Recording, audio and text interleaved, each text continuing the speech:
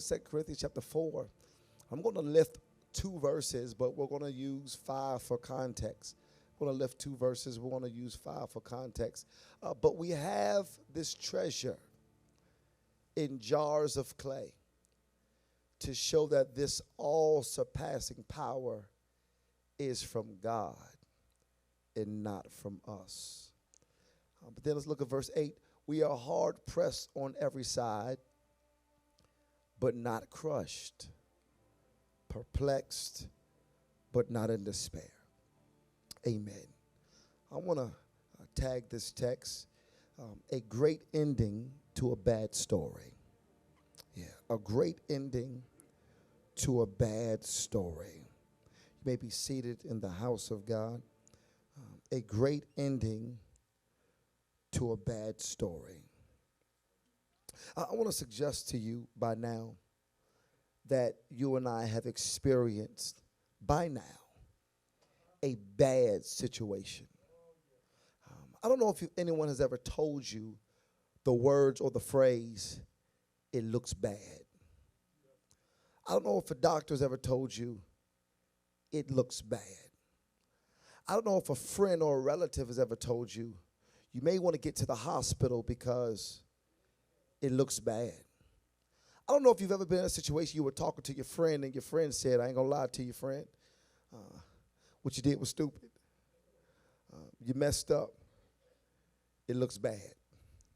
I don't know if you ever tried to tell somebody your side of the story, and as you begin telling it, they said, "it sounds bad." Because the reality is, all of us are going to experience a bad situation or a bad season. But because God, watch this, is Alpha and Omega, because he is the beginning and the end, God knows how to make a bad story have a great ending. No wonder Romans 8:28 says to you and I, "For all things work together for the good of those who love the Lord." All means all. It includes the good and the bad. And so as we look at this text in this particular letter to the church of Corinth, in 2 Corinthians, we see that Paul finds himself writing to the church of Corinth because he's disturbed while writing. Someone say disturbed. Because Paul is literally trying to defend his apostleship to the Corinthian church because a group of false apostles are shaming his name. And so there's false prophets and false apostles who are saying that Paul isn't who he says he is. They're saying that Paul isn't someone who's really used of God. They're saying that Paul is someone who is doing it just for money. And Paul goes a step further, and Paul even tells the church of Corinth, "don't even pay me anything. I can, watch this, make my own way." This is why we call him the tent maker from Tarsus. And so a lot of us don't even remember that Paul wasn't just a pastor or an apostle, but Paul had his own tent making business. And the reason why Paul had his own tent making business is because Paul said, "I don't ever want anybody to think that I'm doing ministry for money. I could go put some tents up and still preach the gospel." And so Paul is saying, "I'm here to defend my apostleship." Someone say apostleship. But we also have to remember that Paul is no stranger to the church of Corinth, because he literally established this church in Acts chapter 18. That he spent 18 months in the church of Corinth. He spent 18 months in the city of Corinth on his missionary journey. Isn't it strange how God will use a place just to teach you? I'm going to stick a pin in that. Isn't it strange how God won't use people to teach you, but God will use a place to teach you? Come a little closer. Let me bow down your lane. If we be honest, somebody can testify that I learned a lot on the last job. I learned how to deal with people on the last job I was on. I learned how to deal with folk in the last situation I was in. I learned how to deal with church folk in my last church. I learned how to deal with relationships in the last marriage. I learned how to deal with certain situations from the last place I was in. And God is so intentional. God knows how to make sure it is a place that is teaching you and not people. Can anybody testify that I learned some things in a particular place in life? It could be a place where you didn't have the money you wanted to. It could be a place where you weren't as happy as you wanted to be. It could be a place to where you weren't working where you thought your value, your skill set was best used. It could be a place to where you felt underutilized. It could be a place to where you felt underappreciated. But it's in that place that God will teach you some things that you wouldn't have learned anywhere else. And so when we deal with the idea of a great ending, Paul is speaking from a place that I'm familiar with you, Church of Corinth. I help establish you, Church of Corinth. And so when we deal with the idea of a great ending to a bad story, we have to remember that our life, like Paul, like this Corinthian epistle, our life is all a book. This is why the scripture says, for you and I, Dotson and you and Dotson, we are all living epistles, being read of all men. God help me preach this, that we are all living epistles. In other words, that watch this, somebody may not read the book of Corinth, but they may read the book of Dewana. Somebody might not read the book of Corinth, but they may read the book of Miss Truesdale. Somebody may not read the book of Corinth, but they will read the book of Miss Hazel. That all of us are living epistle being read of all men. And so because this is a book, our life is a book, no wonder God says, I'm the author and finisher of your faith. God help me preach this, because your life is a book, so therefore I'm the author and finisher of your book. All of us are living epistles being read of all men. Therefore I'm the author and finisher of your faith. Paul is speaking from a place of humility, because Paul, watch this, goes a step further. While trying to defend his apostleship, I'm just pleading my case, y'all, while trying to defend his apostleship, while trying to ward off the false apostles, while trying to keep the Corinthian church together, watch what Paul says. Paul describes himself as something in verse 7 that we didn't even see coming. Paul says in verse 7, hang out with me, Paul says in verse 7 that literally he likens himself to this: we are treasures of jars of clay. We are treasures of jars of clay. Listen to what Paul says. Paul likens himself to a jar of clay. Please don't miss this. This is Paul, the chief apostle, the one who wrote 2/3 of the New Testament. It is Paul, the one who watched his pen change nations. It is Paul who says at the end of the day, y'all, I am just a jar of clay. God help me preach this. Now understand, Paul has a tendency through his writings, his literature and his works, Paul has a tendency, watch this, to liken himself to objects. In this particular text, Paul says, I am like a jar of clay. But we see earlier, Deacon Middleton, that Paul says, I am a pitcher being poured out. That Paul likes to liken himself to objects. Now, Paul likens himself to objects that really don't seem to have any meaning, really don't seem to have any significance. You know you walk in humility in who you are, to where you can liken yourself to something that really doesn't have a bunch of value. I struggle with folk who introduce themselves by their title. Because your taxes don't ask your title. Yeah, they ask your government name. Yeah, the taxes don't care about what title we hold, what position we hold, what we walk around as. At the end of the day, I can respect somebody who, watch this, understands that my value isn't in my title, but my value is in what God put on the inside of me. And somebody has to shift their thinking and stop living to people's expectations and start living according. What does God say about me in this season? What does God want me to know about who I am? What does God want me to know about who he is? What does God need to remind me that I may have forgotten in the last season? Don't let the last storm, the last situation, the last place cause you to forget what God really says about you. Paul is speaking from humility because he sees himself as a clay pot. Yeah, watch this. Not just a clay pot, but he sees himself, this is going to blow your mind, he sees himself, Vern, as a clay pot that is disposable. He sees himself as a clay pot that can be thrown away. He sees himself as something, watch this, that is replaceable. And watch this, I discovered when you learn that, watch this, we are all replaceable and we are all disposable, you love better. You serve better. You work better. You forgive better. that you understand that the world does not revolve around me. I'm replaceable. Therefore, I got to learn to live in love and serve like God. I don't want to lose my spot in the kingdom. I want to make sure when you see me, you see something that you say, I got to keep on my battlefield.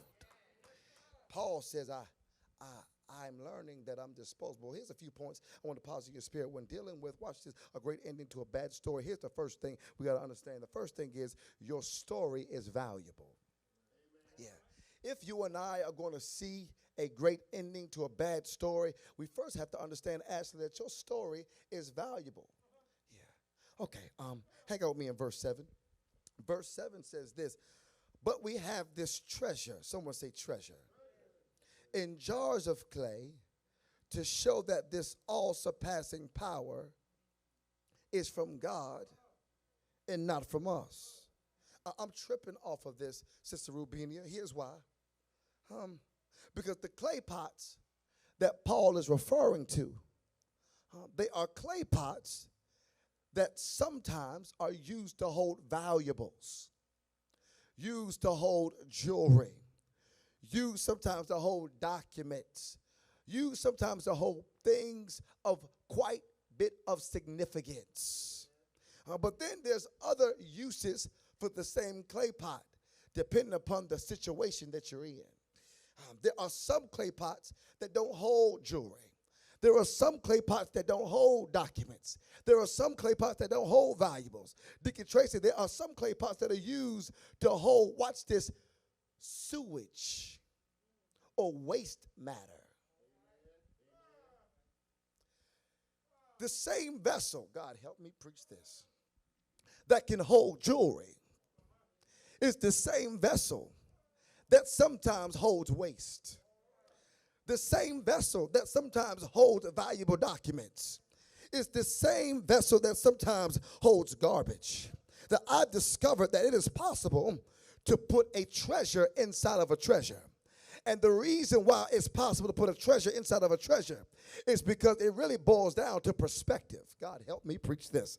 It really boils down to perspective. And God is saying that I didn't necessarily waste anything when I put something in you. Paul is referring to the latter in the text. He's saying that the Lord puts treasure inside of toxic vessels. He's saying that what is really inside of you is something that is all significant. But I put something of significance inside of something that can be disposable. God help me preach this. He's saying I put the power of God in you and something that is flawed. I put the power of God in you and something that is weak and frail. I put the power of God in you. So in other words, in order for me to really get to the good ending of a bad story, I got to understand that my story is valuable. And so whenever I walk through life, whatever I experience, it is God putting value to your story. There's somebody saying, but Pastor, you don't understand. I've been divorced before. All that did is put value to your story. But Pastor, you don't understand. I did some stuff. I seen some things that I should have never saw or I should have never did. All he is saying is it just put value on your story. Pastor, how can you say it put value on my story? Come on a little closer. John told us in Revelation 4, they overcame him by the blood of the Lamb and by the word of their testimony. In other words, I got to put value on your walk, value on your testimony. So when the next time somebody's going through what you went through, you can speak from experience. I'm not just saying that God is able. I'm saying God is able because I saw him bring me out. I'm not just saying God is a healer. I'm saying God is a healer because I saw him heal my body. I'm not just saying God is a provider.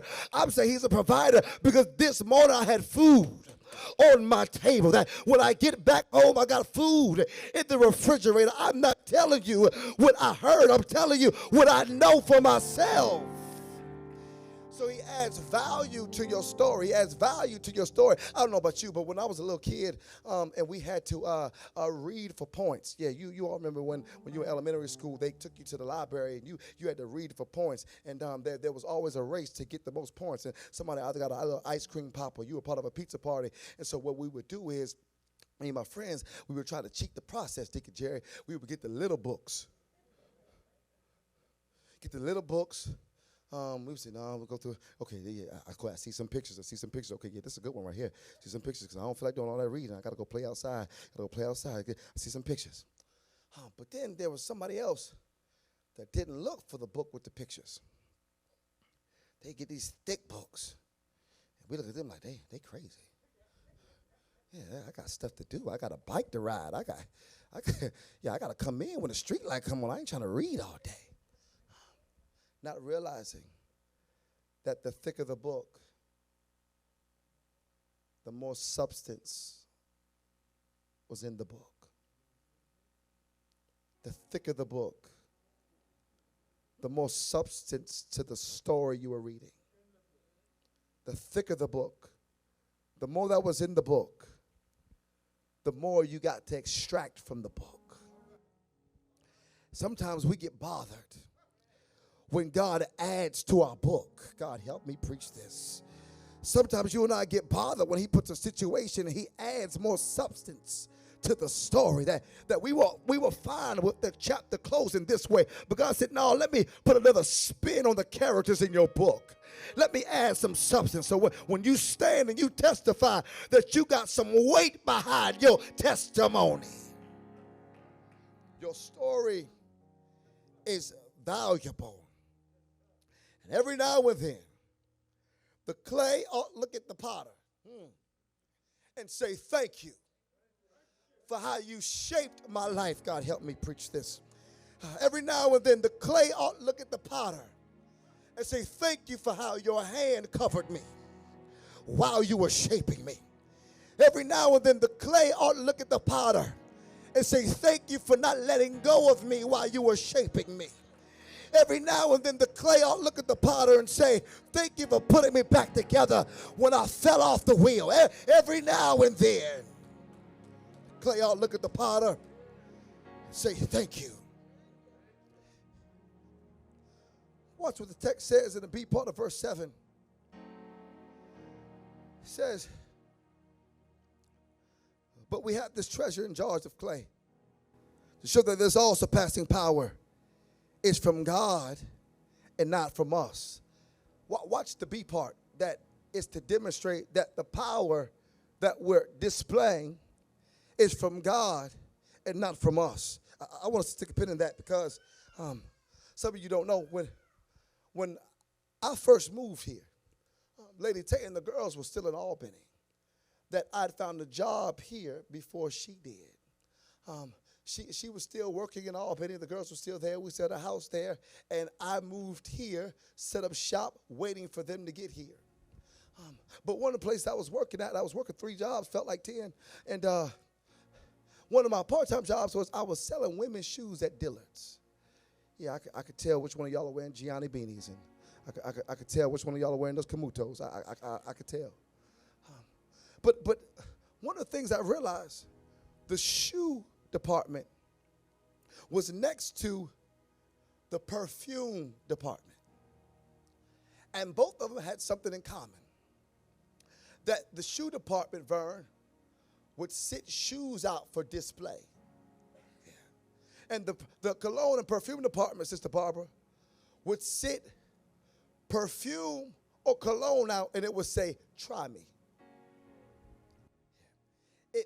It really wasn't what you were going to buy. But the reason why they would sit the testers out, the reason why they would sit the demos out was to prove that what you were going to buy was going to work. God help me preach this. And so when God adds something to your story, he's saying, I need you, child of God, to prove to the world that what's inside of you works. God help me preach this. I need you to go through something to prove to the non-believer that what's on the inside of you still works. Somebody ought to raise your hand and say the blood still works. The power of God still works. The glory of God still works. Prayer still works. Worship still works. Fasting still works. Believing still works. Your story is valuable. Let me cut across the field. Not only is your story valuable, but can I suggest to you that a great ending to a bad story, God wants us to understand that he gives us a glorious guarantee to stay inflated. I know what you're thinking. What did you say, Pastor? He gives us a glorious guarantee to stay inflated. Someone say inflated. Now, I know what everyone's saying. I'm trying to lose weight. I'm not trying to be inflated for nothing. Yeah. Follow me. Watch what the text says. Watch what the text says. Text says in verse 8, says you and I, we are hard pressed on every side, but not crushed, perplexed, but not in despair. Hard pressed. Someone say hard pressed. This Greek word, phlibo, hard pressed, thribo, Thlibo, phlibo, hard pressed. Let me tell you what it means. It literally means we are pressured. Someone say pressured. That we're pressured to give up. We're pressured to be discouraged.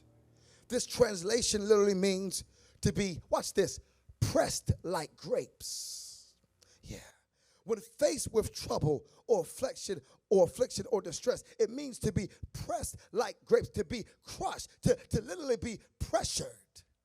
Someone say phlibo. Yeah, it suggests that, watch this, you and I were once at a place, but because of the situation we experienced, we're now trying to be deflated. But watch what the text says. The text says, though we're hard pressed, it says we are not crushed. Say crushed. Yeah, this is a Greek word, stenokareo. It literally means we are not to be straightened. We are not to be compressed. We are not to be cramped. We are not to be reduced to straits. In other words, though you are hard pressed, you still have a room to maneuver. God, help me preach this. Though you and I are hard pressed, we still have room to move.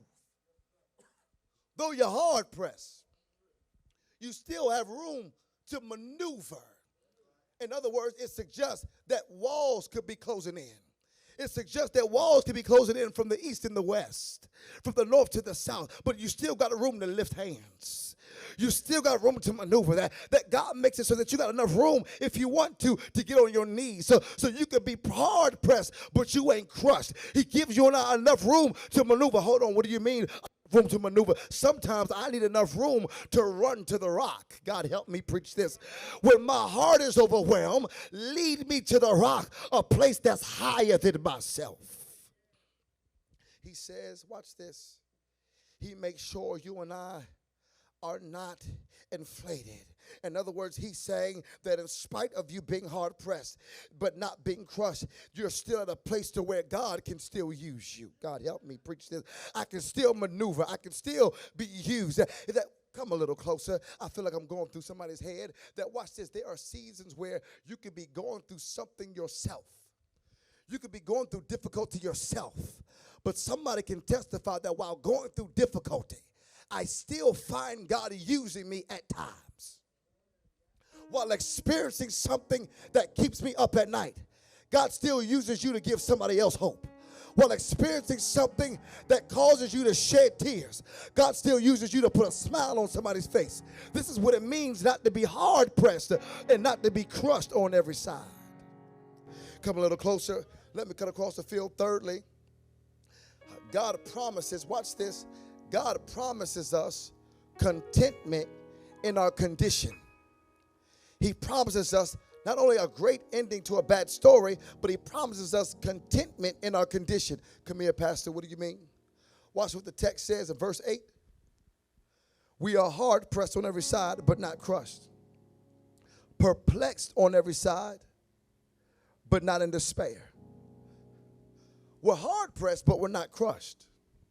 But then we're perplexed. Someone say perplexed, but not in despair. Watch what the Greek word perplexed means. Apareho. It means to be at a loss, yet not in despair. It means to have lost something, but yet not be bothered about what you lost.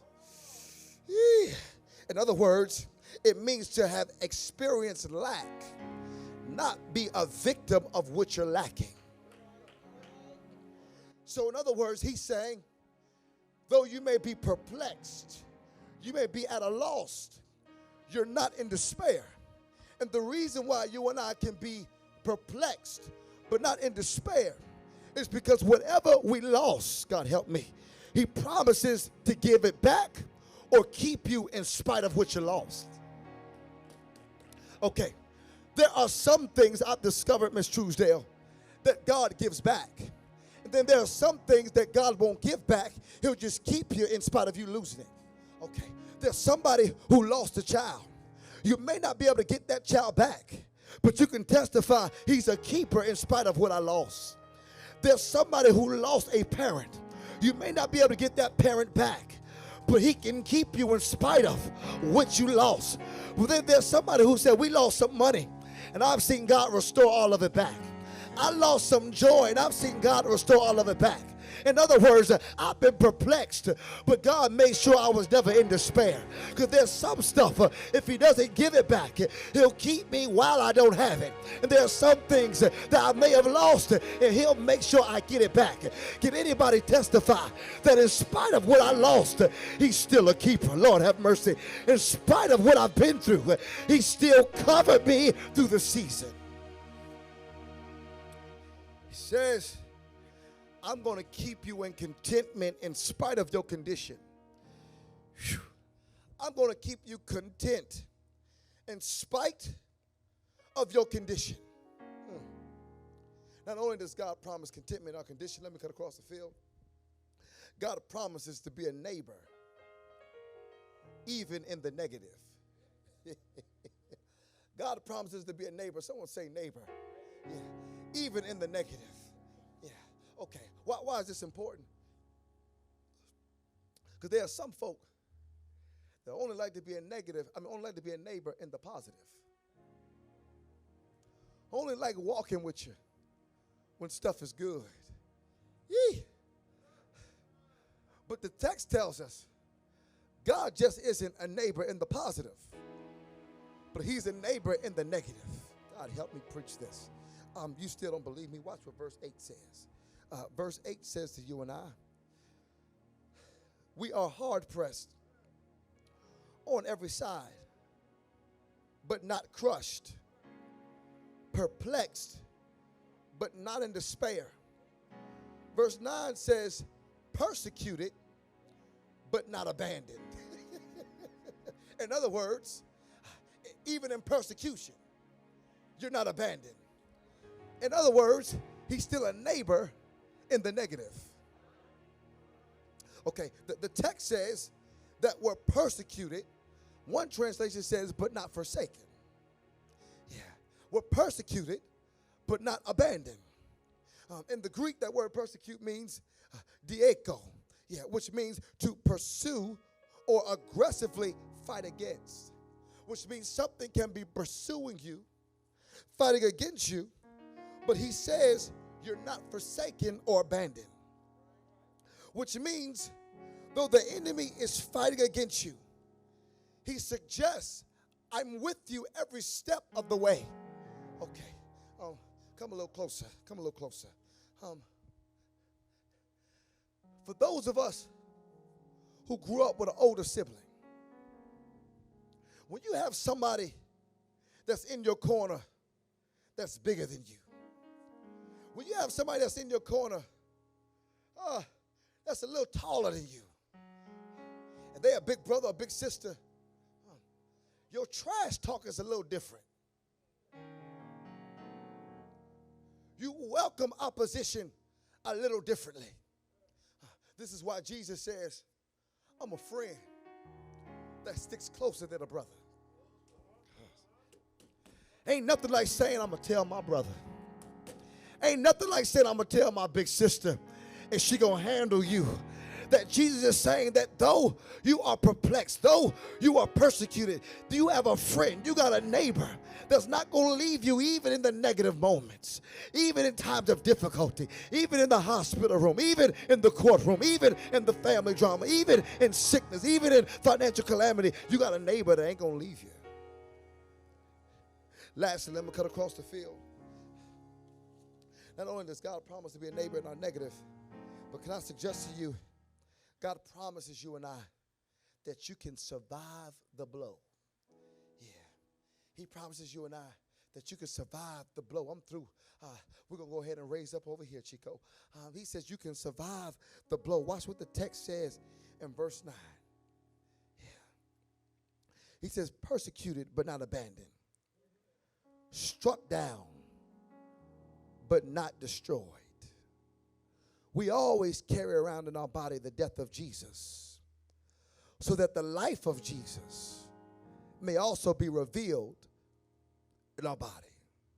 Watch this. He's saying, though you're struck down, though you're struck down, though you're taking some beatings, God help me preach this. Though you've been hit by life, there's some stuff that's just not going to destroy you. Okay, come a little closer, Pastor. What do you mean I've taken some lickings? That there's somebody inside of this room who survived a little bit of Jim Crow. Though you've been struck down, there's somebody in this room that survived discriminatory acts and it was made law. Though you've been struck down, you ain't going to be destroyed. There's somebody that survived a season where you couldn't go to a certain school because of the color of your skin. Though you were struck down, you're not destroyed. There was somebody who survived that you couldn't drink out of a certain water fountain. Though you were struck down, you're not destroyed. There's somebody who survived. You had to sit at a certain place on the train. Though you survived, you are not destroyed. That somebody can testify that you've taken some lickings, you've taken some beatings in life because of, watch this, the color of your skin, because of your gender, because of when you were born, because of where you were born, because of your educational status, because of your financial status. You have taken some licks, but you weren't destroyed. But what the Bible is telling us is that you can survive the blow. Because in the words of Rocky Balboa, it ain't about how you get hit. It's about how you can get knocked down and get back up. And somebody can testify that God has been with me every step of the way. I've been knocked down through death. I've been knocked down through sickness. But through it all, God still walked with us. He says that through all of this, through being perplexed, through being hard-pressed, through being crushed, through being in despair, through being perplexed, you still are able to prove the life of Jesus. And beloved, that is the beautiful ending to a bad story. Being able to go through all that and still say, I'm still here. Being able to survive through all that and you still breathing, you still kicking. Being able to go through COVID and still be here. Being able to go through diabetes and still be here. Be able to go through high blood pressure and still be here. Be able to have bouts with depression and still come out of it. Lord, have mercy. Be able to go into the hospital and walk out.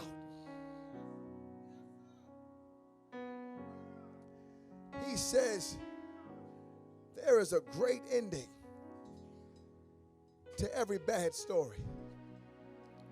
So I want to encourage you, people of God, don't get lost in what your story looks like. You don't believe me?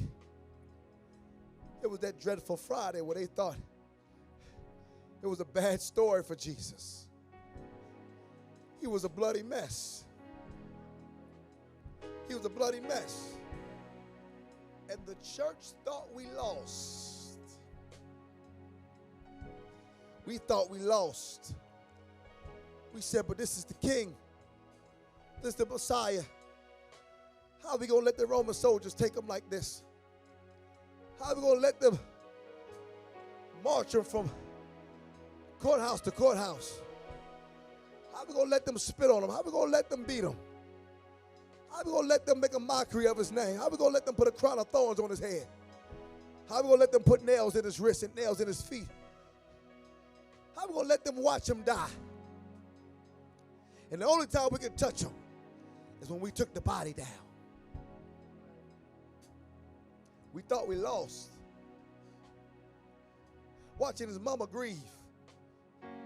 Watching his mama cry. Watching his brother hold his mama. Watching the disciples go hide. Oh, none of the crew there. Only to come to the tomb 3 days later, for an angel to be sitting on top of the stone. Say, why are you crying? Why are you weeping? He's not here.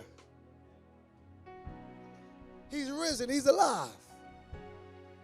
In other words, there was more to the story if you just hang on in to see what the end going to be. God help me. If you just hang on in to see what the end going to be, this ain't the end of the story. I promise you it's going to get better. I promise you it's going to get better at home. I promise you it's going to get better with your health. I promise you it's going to get better with the business. I promise you it's going to get better with your career. I promise you the relationship will get better. I promise you your child's going to get better. I promise you. If you just hang on in and see what the end going to be. And don't get lost in this chapter in your story. If you could just keep turning the pages, God help me. Listen, some of y'all in Genesis. Some of y'all in Judges. Some of y'all in Psalms. Some of y'all in Proverbs. Some of y'all in Lamentations. Some of y'all in Jeremiah. Some of y'all just in Acts. Some of y'all in Corinthians. Some of y'all in Ephesians. Some of y'all in Philemon. But if you could make your way past Hebrews, make your way past Jude, if you could just get to Revelation, to where it talks about when he's riding on a cloud, Lord have mercy, where it talks about how he comes to rapture his church, then you see, if we can just make it to the end, we can just make it to the end, people of God, we're going to be all right. I came to encourage you on this day. Let not your heart be troubled.